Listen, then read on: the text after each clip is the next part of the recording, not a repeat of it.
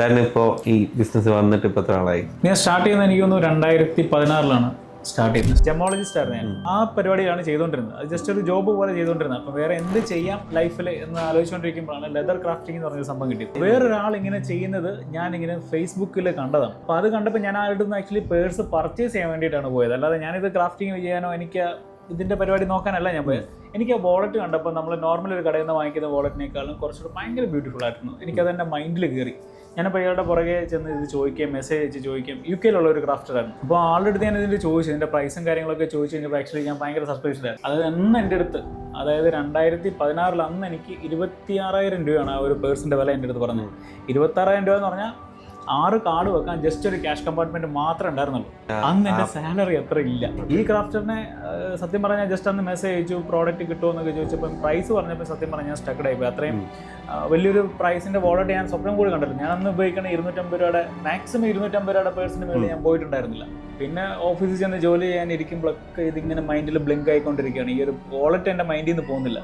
അപ്പോൾ ഇയാൾ ഈ വർക്ക് ചെയ്യുന്ന ബിഹൈൻഡ് സീനൊക്കെ ഈ വീഡിയോയിലൊക്കെ കണ്ടു കഴിഞ്ഞപ്പോൾ എനിക്ക് ചെറിയൊരു ഇൻട്രസ്റ്റ് തോന്നുകയും ഞാനൊരു ദിവസം എൻ്റെ ഓഫീസിൽ നിന്ന് ലീവ് എടുത്തിട്ട് ഹാഫ് ഡേ, കാരണം എനിക്ക് വർക്കിൽ കോൺസെൻട്രേറ്റ് ചെയ്യാൻ പറ്റുന്നില്ല. അപ്പോൾ ഞാനത് ലീവ് എടുത്ത് നേരെ ഗുജറാത്തിൽ ലെതർ തപ്പാൻ ഇറങ്ങുന്നത്. ഫസ്റ്റ് അങ്ങനെ മൈൻഡിൽ തോന്നുന്നതാണ് ലെതർ തപ്പാൻ ഇറങ്ങുന്നത്. പക്ഷേ എനിക്ക് ലെതർ കിട്ടിയില്ല.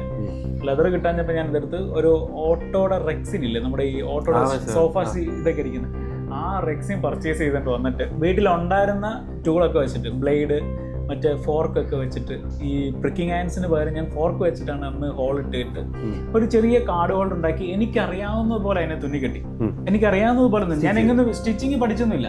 എനിക്കറിയാവുന്ന പോലെ ഒരു പാറ്റേൺ ക്രിയേറ്റ് ചെയ്തൊരു തുന്നിക്കെട്ട് കെട്ടി. എന്നിട്ടും അതിനൊരു ഭംഗി പോരാഞ്ഞിട്ട് ഞാനൊരു ഷർട്ടിന്റെ ബാക്കിലെ ലേബലൊക്കെ കണ്ടിച്ച് അതിൽ ഫെവിക്വിക്ക് വെച്ചിട്ട് ഒട്ടിച്ച്, എന്നിട്ട് ഇത്ര ഒട്ടിച്ച് കഴിഞ്ഞപ്പോൾ എനിക്കത് കാണാൻ ഒരു ഭംഗിയുണ്ട്. ഒരു അഞ്ച് കാർഡൊക്കെ നമുക്ക് ഇങ്ങനെ കുത്തി ഇങ്ങനെ വെക്കാൻ പറ്റുന്ന രീതിയിൽ കാർഡ് ഹോൾഡർ.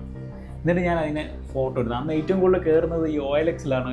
നമ്മൾ ഫ്രീ ആയിട്ടിരിക്കുമ്പോൾ കയറുന്ന OLX-ലാണ്. അതിനകത്ത് സെക്കൻഡ് ഹാൻഡ് സാധനങ്ങളാണ് കിട്ടുന്നത്. നമ്മുടെ അന്നത്തെ സാഹചര്യം വെച്ചിട്ട് അതിൽ കയറാനുള്ള കാര്യങ്ങളേ ഉണ്ടായിരുന്നുള്ളൂ. അപ്പോൾ ഞാൻ ഇതിൽ അതിനകത്ത് ഒരു 3-4 ഫോട്ടോ എടുത്തിട്ട് OLX-ൽ അപ്ലോഡ് ചെയ്ത് ഒരു 100 രൂപ വിലയും വെച്ച് അരമണിക്കൂർ എടുത്തില്ല, 20 മിനിറ്റ്സ് എക്സാക്ട് പറഞ്ഞാൽ 20 മിനിറ്റ് കഴിഞ്ഞപ്പോൾ ഒരാൾ ഇങ്ങനെ മെസ്സേജ് അയച്ചു, ഹൗ മച്ച്. അതിൽ പ്രൈസ് കൊടുത്തിട്ടുണ്ട് 100 രൂപ. എന്നിട്ട് അയാൾ ചോദിച്ചപ്പോൾ ഞാൻ അതിന് പ്രൈസ് പറയും. അയാൾ എൻ്റെ അപ്പാർട്ട്മെൻറ്റിൻ്റെ താഴെ ബൈക്ക് കൊണ്ട് വരികയും ഞാൻ അയാൾ എൻ്റെ പോക്കറ്റിൽ നിന്ന് ഈ വാളറ്റ് എടുത്ത് ആളുടെ കൊടുത്ത്, അയാൾ ഞാൻ തിരിച്ചു മറിച്ച് നോക്കി. എന്നിട്ട് ഒരു 2 കാർഡ് എടുത്ത് വെച്ച് ഓക്കെ. എന്നിട്ട് എന്നോട് ചോദിച്ചു 100 രൂപയുടെ സാധനമാണ്. എന്നോട് എത്ര രൂപയ്ക്ക് തരുമെന്ന്. ഗുജറാത്തികളെ ബാർഗൈനിങ് ചെയ്ത് ഇമാർ ഒരു സാധനം വാങ്ങിക്കില്ല. അപ്പോൾ ഞാൻ പറഞ്ഞു, അല്ല അയാൾ തന്നെ പറഞ്ഞു 90 രൂപയ്ക്ക് തരുമെന്ന് ചോദിച്ചു. ഞാൻ പറഞ്ഞു ഓക്കെ. അപ്പം 90 രൂപയ്ക്ക് ഫസ്റ്റ് ഡീല് 20 മിനിറ്റ്സിൽ ക്ലോസ് ആയി. അപ്പോൾ എനിക്ക് അവിടെ നിന്ന് കിട്ടിയൊരു സ്പാർക്കാണ് ആക്ച്വലി. അവിടെ നിന്ന് തുടങ്ങി എനിക്ക് ആ ക്രാഫ്റ്റിങ്ങിനോട് ചെറിയൊരു ഇൻട്രസ്റ്റ് അപ്പം പോലെ വന്നു. പിന്നെ ഞാനൊരു 5 എണ്ണം കൂടെ റെക്സിനിൽ ചെയ്തു. റെക്സിനിൽ തന്നെ ചെയ്തിട്ട് എൻ്റെ ഓഫീസിൽ, ഞാൻ ജോലി ചെയ്തുകൊണ്ടിരുന്ന ഓഫീസിൽ കൊണ്ടുപോയപ്പോൾ അവിടെ ഇതിൻ്റെ ഒരു ആവശ്യം ഉണ്ടായിരുന്നു ആളുകൾക്ക്. ഡയമണ്ട് ഫാക്ടറിയിലാണ് വർക്ക് ചെയ്യുന്നത്. അപ്പോൾ അവിടെ വാളറ്റ്സ് ഒന്നും ഉപയോഗിക്കത്തില്ല, ഉള്ളി ID കാർഡ് മാത്രമേ ഇവർ ഉപയോഗിക്കുന്നുണ്ട്.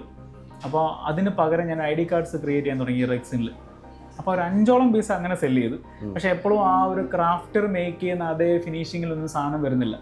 ഞാനപ്പോൾ അതിൻ്റെ പുറകെ കൂടിയപ്പോഴാണ് ഈ ഒരു ബിസിനസ് ഓപ്പർച്യൂണിറ്റിയെ കുറിച്ച് അറിയുകയും ഇതിലേക്ക് പിന്നീട് ഫ്യൂച്ചറിൽ ഞാൻ ലെതറൊക്കെ വാങ്ങിച്ചു. എനിക്കൊന്നൊരു 3-4 മാസത്തിനുള്ളിൽ ഞാൻ ലെതറൊക്കെ ഒരിടത്തുനിന്ന് സെപ്പറേറ്റ് വാങ്ങിച്ചു. ഈ വാളറ്റ് ഉണ്ടാക്കുക എന്നല്ലാതെ ഞാനിതെങ്ങനെ ഒരാൾക്ക് കൊടുക്കണമെന്നുള്ള കാര്യങ്ങളൊന്നുമില്ല. ഇത് ഓരോന്ന് ഉണ്ടാക്കുമ്പോഴും മനസ്സിലൊരു ഭയങ്കര, നമ്മളൊരു പെയിൻറ്റിങ് ഒക്കെ ചെയ്യുന്ന പോലെ ഒരു പടം വരച്ച് കഴിഞ്ഞാൽ ആ ആർട്ടിസ്റ്റിന് കിട്ടുന്ന ഒരു സാറ്റിസ്ഫാക്ഷൻ ഉണ്ട്. സെയിം ഫീൽ തന്നെയായിരുന്നു. രാവിലെ ആർക്ക് വേണ്ടി ഉണ്ടാക്കല്ല, ജസ്റ്റ് ഞാൻ ഉണ്ടാക്കും, പുതിയ ഡിസൈൻസ് ചെറിയതൊക്കെ വരയ്ക്കും. ചെറിയ കാർഡ് ഹോൾഡേഴ്സാണ് അന്ന് ഏറ്റവും കൂടുതൽ ഫോക്കസ് ചെയ്തിരുന്നത്.